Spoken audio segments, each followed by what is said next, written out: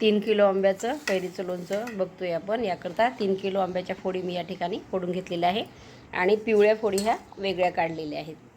त्याकरता ही हळद आणि हे मीठ आपण इथे भाजून घेतलेलं आहे. तर आपल्याला ह्याचं प्रमाण हळद आणि मिठाचं या ठिकाणी एकत्र करायचं आहे.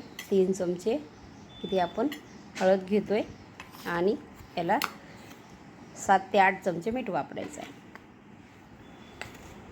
9 हे जवळपास या ठिकाणी आपण 9 चमचे मीठ इथे घेतलेलं आहे आणि हळद आणि मीठ आपण इथे एकत्र करू. कारण पुन्हाही आपल्याला हळद वापरायची असल्यामुळे मी या ठिकाणी हळद फक्त 3च चमचे घेतलेली आहे. हे मिश्रण व्यवस्थित मिक्स करायचं.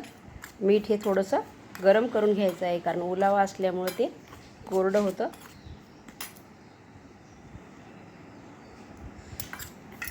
आणि आता आपल्याला हे या फोडींवरती टाकून घ्यायचं आहे. व्यवस्थित याला असं मिक्स करून घ्यायचं आहे.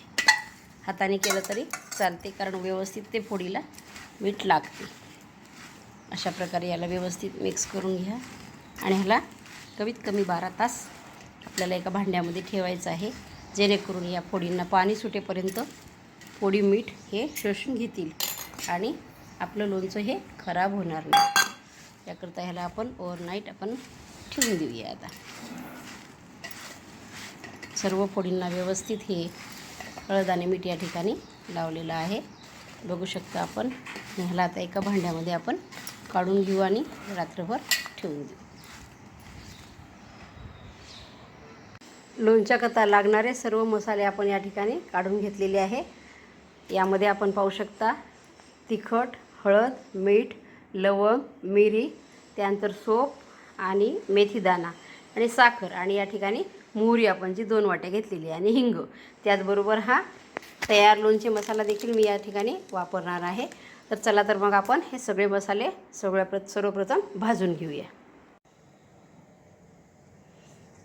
या ठिकाणी सर्व मसाले आपले मिक्सरमध्ये बारीक करून झालेले आहे आणि ह्या फोडी देखील चांगल्या सुकलेल्या आहेत. आणि त्याचबरोबर तेल आपण मगाशीच गरम करून थंड करून ठेवलेलं आहे. यामध्ये तो तयार मसाला ॲड केलेला आहे, जेणेकरून रंग छान येईल. आता आपण या फोडीला हा मसाला लावून घेऊ. अशा प्रकारे हा मसाला टाकून घ्यायचा आहे वरतून.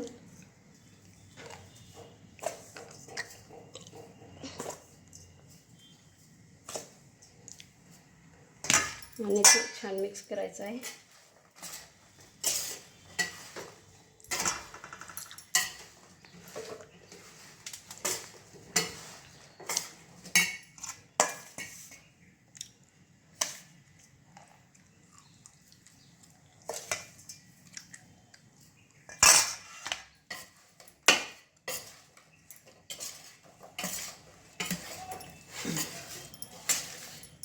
मसाला कोरडा लावल्यामुळं फोडीला छान तो लागतो, त्यामुळं कोरडाच लावायचा आणि वरतून तेल टाकायचं आहे. तापवून थंड करून त्यामध्ये हिंग, त्याचबरोबर तो तयार मसाला थोडासा त्यामध्ये रंगासाठी घातलेला आहे. आपण सगळ्या फोडी आपण व्यवस्थित मिक्स करून घेऊ.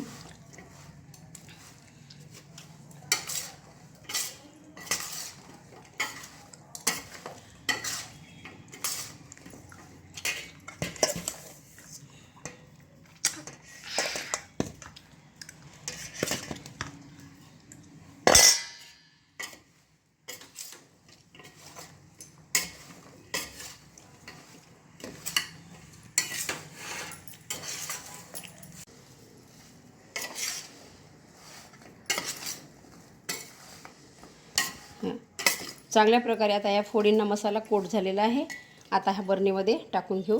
तर सर्वप्रथम बरणीमध्ये तळाशी थोडंसं आपल्याला मीठ टाकायचं आहे, जेणेकरून लोणचं टिकण्याकरता त्याची मदत होते. त्यामुळे थोडंसं बुडाशी आपण मीठ टाकून घेऊ आणि आता या फोडी यामध्ये भरून टाकायचं.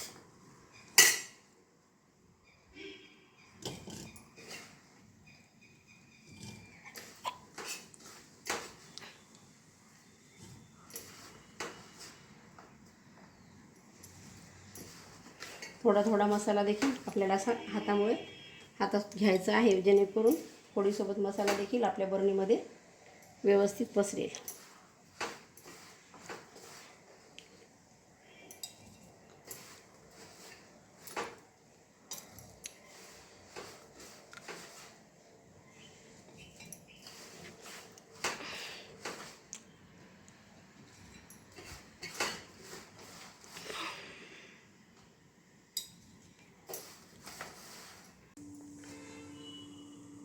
पूर्णपणे आपण यामध्ये भरणीमध्ये लोणच्याच्या फोडी भरून घेतलेल्या आहे. आणि आता वरतून आपल्याला हे तेल जे आपण थंड करून घेतलं होतं ते ओतून घ्यायचं आहे. मसाला थोडासा तळाशी बसलेला असल्यामुळे ह्याला देखील व्यवस्थित हलवून घेऊ. पहा कलर किती छान आलेला आहे, अगदी लाल बुंद ह्याला कलर आलेला आहे. आपण आता हा तेल याच्यावरती ओतून घेऊ फोडींवरती. पूर्णपणे तेल आपण इथे ओतलेलं आहे, बघू शकता.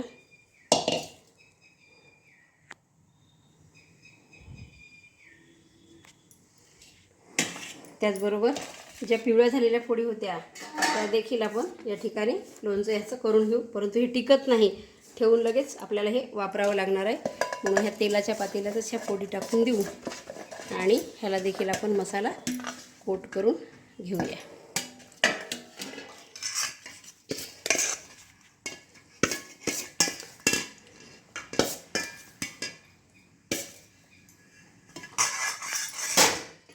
आता ह्याला तेल असल्यामुळे ह्याला आपण त्याने हलवून घेऊ चमच्याने व्यवस्थित.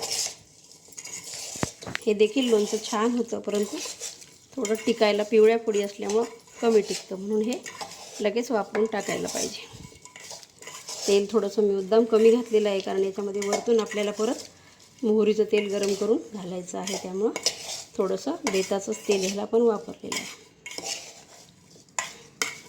त्या देखील फोडी व्यवस्थित कोट करून झालेल्या आहे. आणि एवढा मसाला हा उरलेला आहे. आपण कुठल्याही एखाद्या लोणच्याला हा मसाला वापरू शकतो. अशा प्रकारे ह्याला घोळून घ्यायचा आहे. आणि हा देखील आपला मसाला आपण आता ह्या बरणीमध्ये टाकून घेऊ.